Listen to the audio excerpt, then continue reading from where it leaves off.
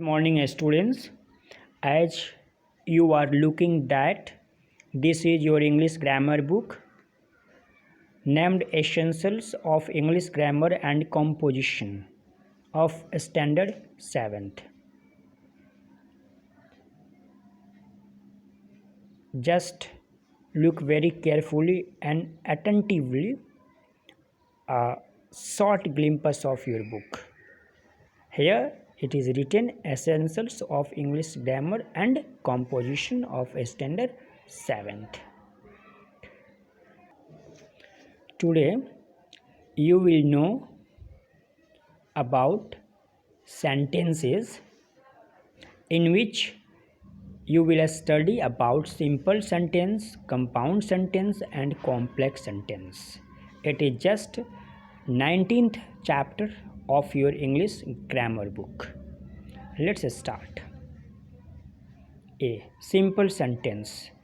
Look at this sentence. An old man sat under a tree. What is the verb in this sentence? अब देखें यहाँ पर इस वाक्य में सेट क्या है? वर्ब है। यानी एक बूढ़ा आदमी एक पेड़ के नीचे बैठा। अब इस वाक्य में वर्ब कौन सा है? सेट। देखिए यहाँ पर दिखाया है कि सेट क्या है? वो वर्ब है, यानी सेट का पास्ट टेंस सेट है।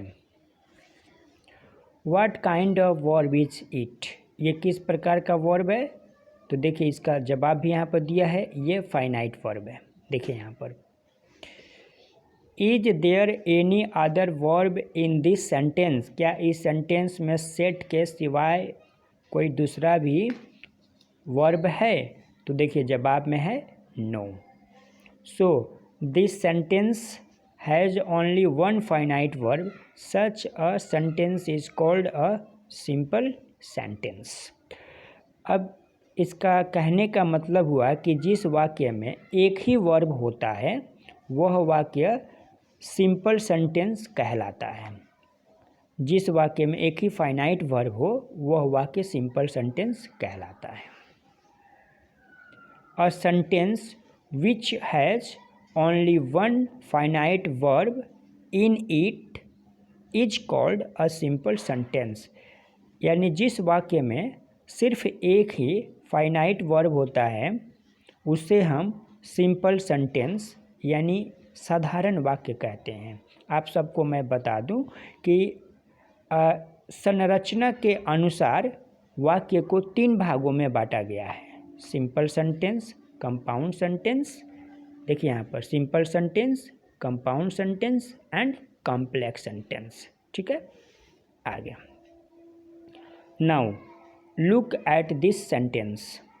An old man wearing very old fashioned glasses and dusty clothes set under a tree, not noticing the man, woman and children passing along the road or the boats sailing in the river।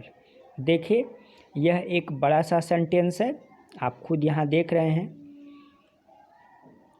It is a long sentence, still it has only one finite verb, set। इसमें एक ही finite verb है, देखिए यहाँ पर set. Other words like, अब दूसरा words है जैसे कि वियरिंग है, नोटिसिंग है, पासिंग और सेलिंग, इसको हम नॉन फाइनाइट वर्ब कहते हैं। ये नॉन फाइनाइट वर्ब क्यों है?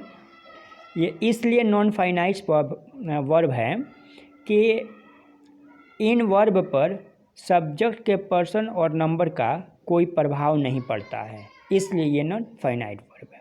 So it is still a simple sentence, इसलिए यह एक सिंपल सेंटेंस है। अ simple sentence does not mean a small sentence. Simple sentence का मतलब ये नहीं होता है कि वाक्य छोटा हो।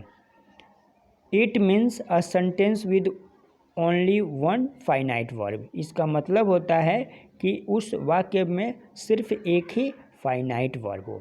बहुत से ऐसे स्टूडेंट्स हैं वो ये समझ लेते हैं कि एक छोटा सा वाक्य होता है तो वो सिंपल सेंटेंस होता है, लेकिन ऐसी बात नहीं है।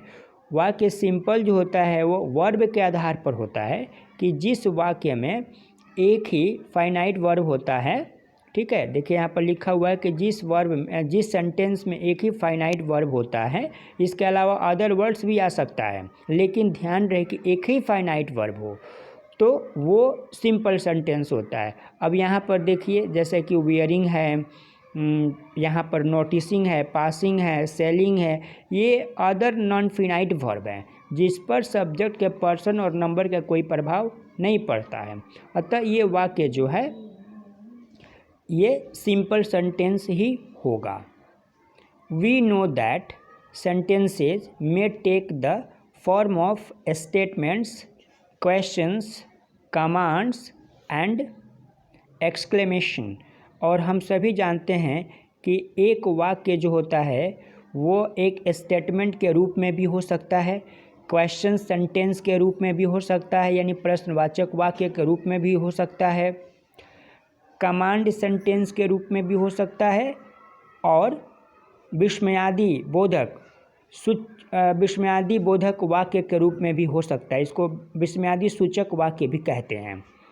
All of these are simple sentence. उपरोक्त जितने भी वाक्य हैं, उपरोक्त सभी वाक्य जो हैं वो सिंपल सेंटेंस है। If they have only one finite verb. अतः इस आधार पर हम कह सकते हैं कि जिस वाक्य में मात्र एक ही फाइनाइट वर्ब होता है वह वाक्य जो होता है वह एक सिंपल सेंटेंस होता है। अब देखिए सी नंबर, अ सेंटेंस में हैव अ डबल सब्जेक्ट। अब जिस वाक्य में दो सब्जेक्ट हो, डबल सब्जेक्ट का मतलब हुआ दो सब्जेक्ट। अब यहाँ पर देखिए, an old man and a young child sit under a tree, और इट में हैव अ डबल सब्जेक्ट। पहले ऊपर वाले को समझे। एक बूढ़ा आदमी और एक जवान माने एक छोटा बच्चा, ठीक है, एक पेड़ के नीचे बैठा, और इट में हैव अ डबल ऑब्जेक्ट। या तो उसमें डबल ऑब्जेक्ट हो, यानी डबल सब्जेक्ट हो या फिर डबल ऑब्जेक्ट हो। An old man watched the boys and girls playing. एक बूढ़ा आदमी लड़के और लड़कियों को खेलते हुए देखा। Since these two sentences have only one finite verbs they are simple sentence. हालांकि ये जो दोनों वाक्य हैं, इन दोनों वाक्यों में एक ही जो है वो फाइनाइट वर्ब है।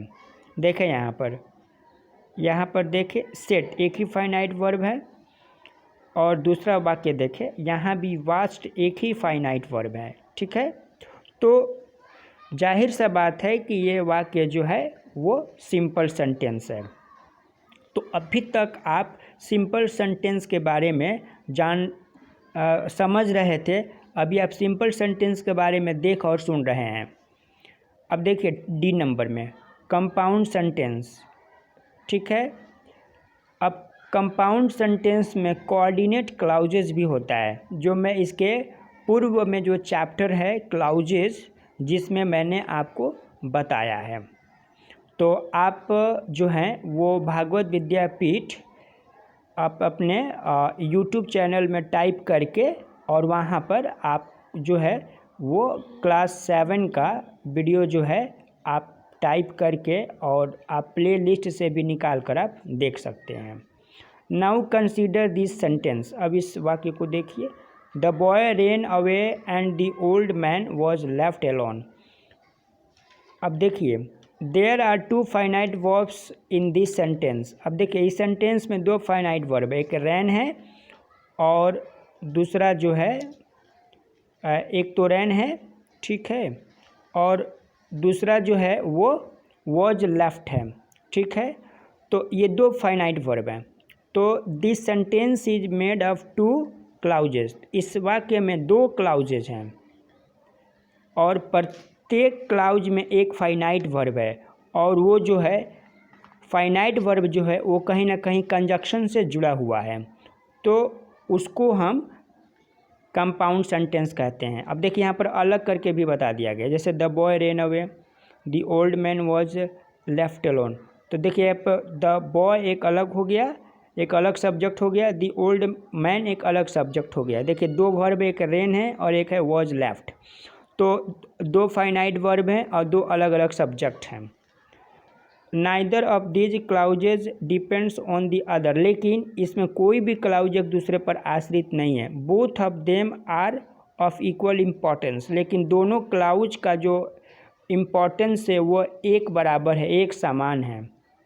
In fact they could have been expressed as two separate short sentences. इस तरह से यह स्पष्ट है कि ये जो दोनों वाक्य हैं, ये जो दोनों अलग अलग जो वाक्य हैं, एक शॉर्ट आइडिया को बताते हैं, एक शॉर्ट आइडिया को एक्सप्रेस करते हैं। ठीक है, तो आज बस इस वीडियो में इतना ही। फिर हम अगले पार्ट में हम कंपाउंड सेंटेंस के बारे में और विस्तार से बातें करेंगे। I hope you will have got this chapter from the core of your heart. ठीक है, और फिर आगे हम नेक्स्ट पार्ट में इसके बारे में और विस्तार से बात करेंगे।